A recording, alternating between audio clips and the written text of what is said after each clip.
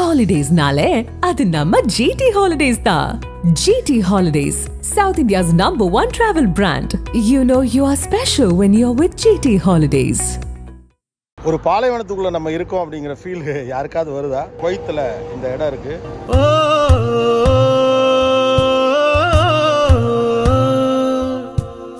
இப்படியே பச்சை பசேல்னு இருக்கா. இப்படி நான் திருப்புறப்போ உங்களுக்கு தெரியும் நம்ம ஒரு பாலைவனத்துக்குள்ள இருக்கோம் அப்படின்னு.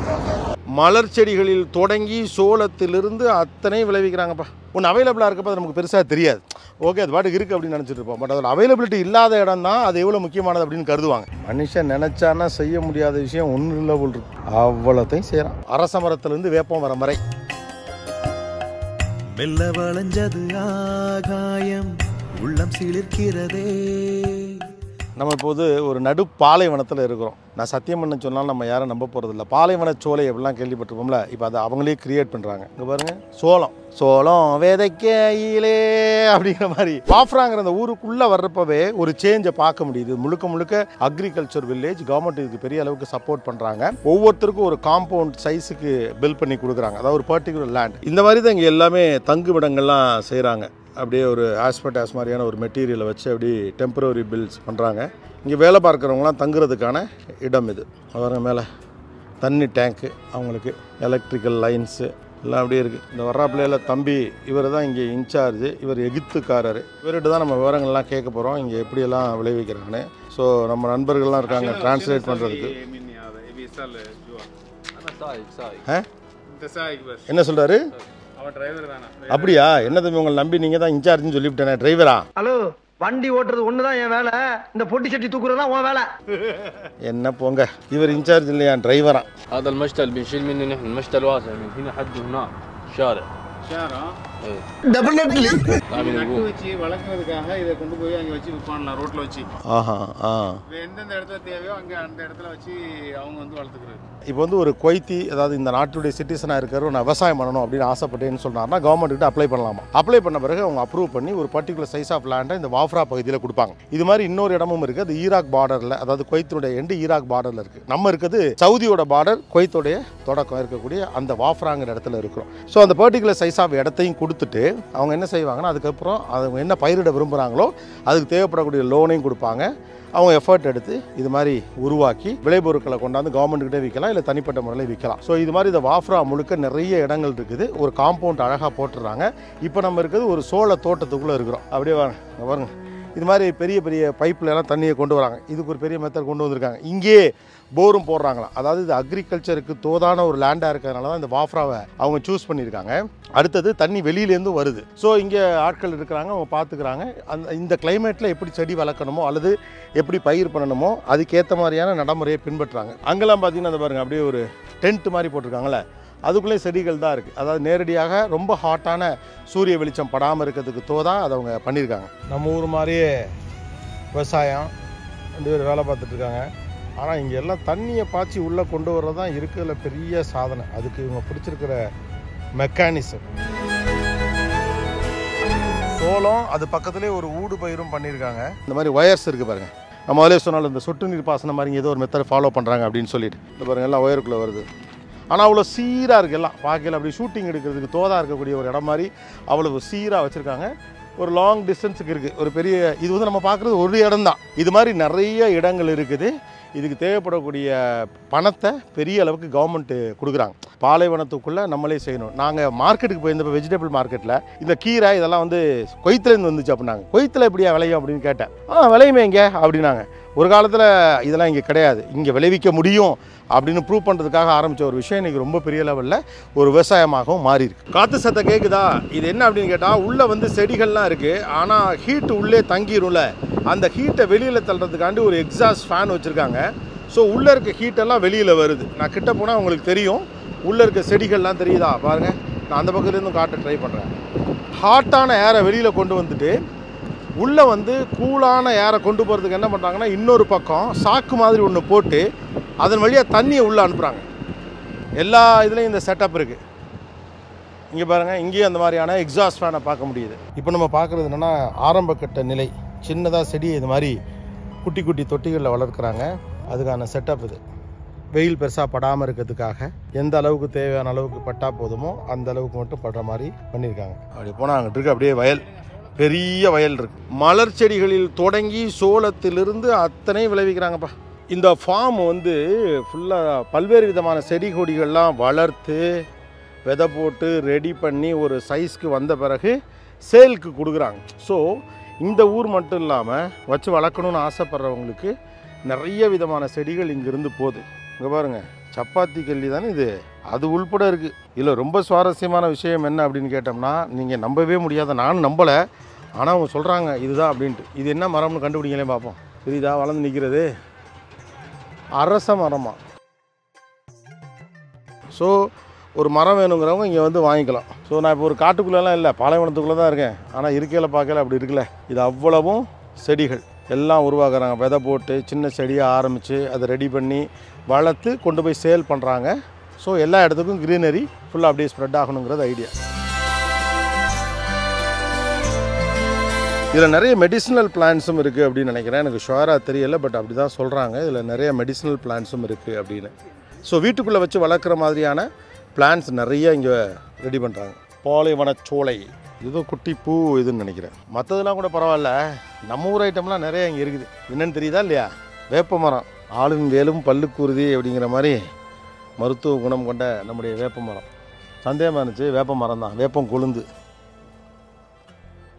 ஆமாம், வேப்பம் கொழுந்து கசக்குது அப்பா, இது அவ்வளோ அதான். ஸோ வேப்ப மரம்லாம் வளர்க்குறதுக்கு ரெடி ஆகிட்டாங்க. நான் ஏன் இது ரொம்ப முக்கியமானதாக கருதுறேன், இதை ஒரு வீடியோவாக போடணும் அப்படின்னு நினைக்கிறேன்னா, விவசாயம் பண்ணுறதுக்கான சாத்தியக்கூறுகளே இல்லாத, தண்ணியை கொண்டு வந்து சேர்க்குறது ரொம்ப கஷ்டமாக இருக்கக்கூடிய, அதுக்கு ஆளுங்க பெருசாக இல்லாத, ரொம்ப செலவு பிடிக்கிற ஒரு விஷயமா இருந்தாலும் க்ரீனாக கண்ட்ரியை விவசாயம் உள்ள ஒரு நாடாக மாற்ற பாலைவன நாடுகள் அவ்வளோ பெரிய பகீரத பிரயத்தனம் பண்ணுறாங்கன்னா அதோட இம்பார்ட்டன்ஸ் உங்களுக்கு புரியுது.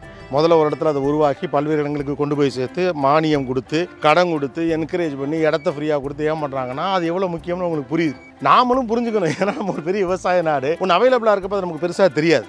ஓகே, அது பாட்டுக்கு இருக்குது அப்படின்னு நினச்சிட்டு இருப்போம். பட் அதில் அவைலபிலிட்டி இல்லாத இடம் தான் அது எவ்வளோ முக்கியமானது அப்படின்னு கருதுவாங்க. ஸோ இந்த குவைத் மாதிரியான நல்ல வளம் கொண்டனா பொருளாதார வளம் கொண்ட, பெட்ரோல் வளம் கொண்ட நாடுகள்லேயே நம்ம கவனிக்க வேண்டிய ஒரு விஷயம், அவங்கள்ட்ட வளம் இருந்தாலும் கூட அவங்க எதை நோக்கி நகர்றாங்க, இல்லாததை பெறுவது எப்படின்னு ஏன் தேடுறாங்க அப்படிங்கிறது தான். ஸோ இருக்கதை காப்பாற்றிக்கணுங்கிற ஒரு முக்கியமான மெசேஜை இந்த தோட்டம் நமக்கு சொல்கிறதா நான் நினைக்கிறேன். வேப்ப மரம் உள்பட எல்லாம் ரெடி பாஸ். அரச மரத்துலேருந்து வேப்ப மரம் வரை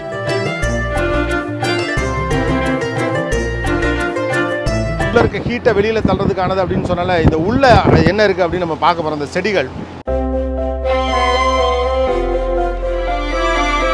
உள்ள இந்த டெம்பரேச்சர் ஒன்று மெயின்டைன் பண்ணுறாங்க. இந்த செடிகள் வளர்வதற்கு தேவைப்படக்கூடிய ஒரு டெம்பரேச்சர் இருக்குல்ல, அதை மெயின்டைன் பண்ணுறாங்க. உள்ள ஆக்சுவலாக சில்லுன்னு இருக்குது. இந்த சில் காற்று தான் வெளியில் வருது அப்படின்னு நினைக்கிறேன். ஹீட்டை உள்ளே வரவிடாமல் அதே நேரத்தில் தேவையான அளவுக்கு சில்லை மெயின்டைன் பண்ணுறாங்க. கூல் அப்படிங்கிறாங்க. இல்லை, அது இதான் போல் இருக்குது. மறுபடியும் ஞாபகப்படுத்துகிறேன், ஒரு பாலைவனத்துக்குள்ளே அதெல்லாம் இருக்குது. மைனூட்டாக ஒரு தண்ணி ஊற்றுற சத்தம் கேட்குதா? இது என்னன்னா, இந்த பாருங்களேன், இந்த கயிறு மாதிரி இருக்கலாம், அப்படியே தண்ணி இறங்கிக்கிட்டே இருக்குது. சுற்றி பைப் லைன்ஸ் போட்டிருக்காங்க. இந்த பைப் லைன்ஸ் வழியாக தண்ணி சொட்டாக உள்ளே வந்துடுது. ஸோ சில்னஸ் கிடச்சிருது. ஒரு பக்கத்தில் கம்ப்ளீட்டாக ஈரப்படுத்தி உள்ளே கொண்டு வராங்க தண்ணியை. அப்படியே உள்ள என்ன டெம்பரேச்சர் மெயின்டைன் ஆகணுமோ அது மெயின்டைன் ஆகுது. அந்த பக்கத்தில் இருக்க எக்ஸாஸ்ட் ஃபேனு ஹீட் எல்லாத்தையும் வெளியில் தள்ளுது. இதை வளர்க்கறதுக்கு தேவைப்படக்கூடிய ஒரு மெத்தட்.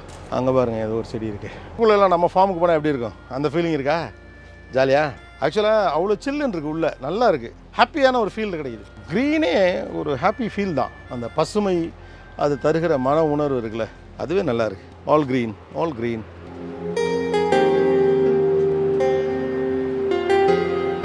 இது ஒரு வித்தியாசமான அனுபவம் தான்.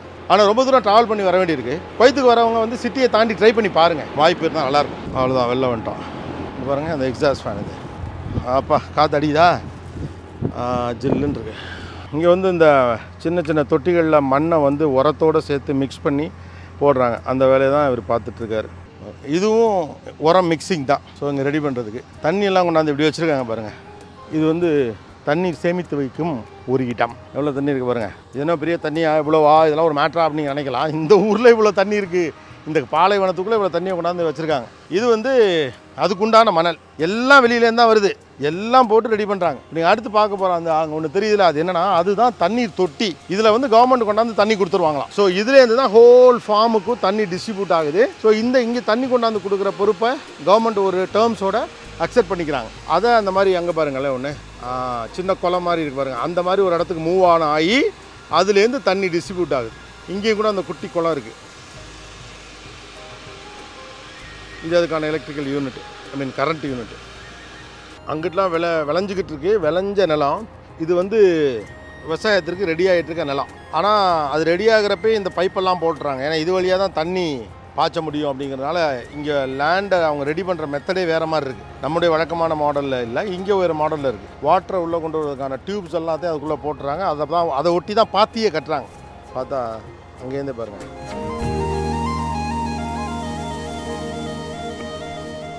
சன் என்ன அழகாக இருக்குல்ல. இப்போ நம்ம இன்னொரு இடத்துக்குள்ளே போகிறோம். ஆஹா, அழகு அழகு அழகு. எப்படி இருக்கே? ஆல் ஃபார்மிங் இன் குவைத், த பாலைவனம்.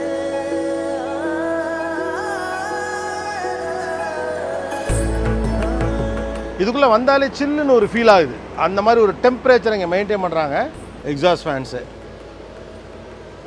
எல்லா செடியுமே பார்த்த மாதிரி தான் இருக்கு. ஆனால் எந்த செடிக்கு என்ன பேருன்னு எனக்கு கரெக்டாக தெரியல. தெரியாமல் நம்ம சொல்லக்கூடாதுங்கிறதுக்காண்டி பேர் சொல்ல முடியலை என்னால். இதெல்லாம் பாருங்கள், மேலே போகுது டியூப்பு.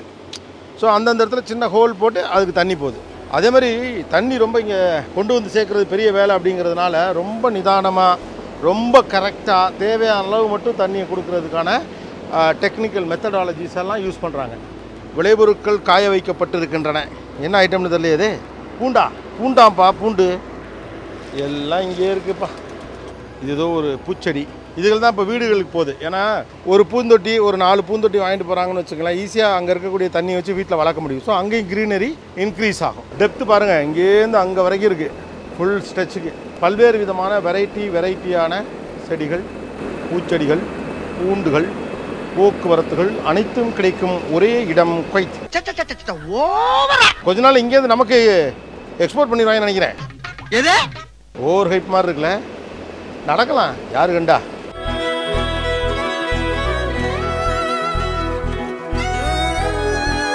இங்கே வேலை பார்க்குறவர் அவர்கிட்ட இங்கே என்னென்னலாம் விளைவிக்கிறாங்க அப்படின்னு கேட்கலாம். சொல்கிறாரான்னு பார்ப்போம். ஆந்திராக்காரரான்.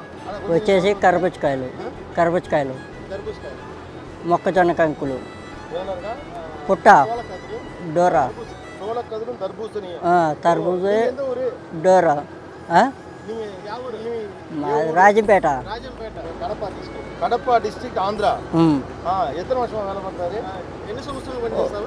నేను వచ్చి 1 సంవత్సరం అయింది ఇప్పుడు. எவ்வளோ காலமா? 1 வருஷமா வேலை பார்த்தாரு. 1 வருஷம். ஓ, கஷ்டமா இல்லையா? கஷ்டம் இல்லை. கஷ்டமா இல்லை. சாப்பாடுலாம் சாப்பிடணும் அப்படியே இங்கே சமைச்சு சாப்பிட்றதுதான். ஓ, ஓகே. எவ்வளோ சம்பளம்? జీతాలు ఎంత? 130 ఇస్తాడు. 35,000 ரூபாய் சம்பளம். ஓகே, அண்ணனோட சம்பளம் தான். ஓகே, வாழ்த்துக்கள். Take care.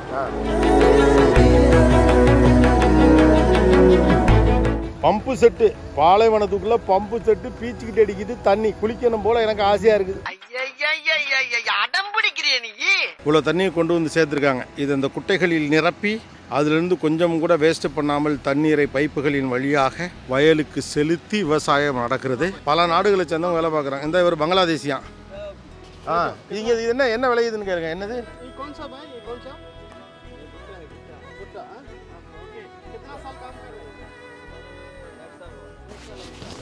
ஒரு வருஷமா வேலை பார்க்குறாரு.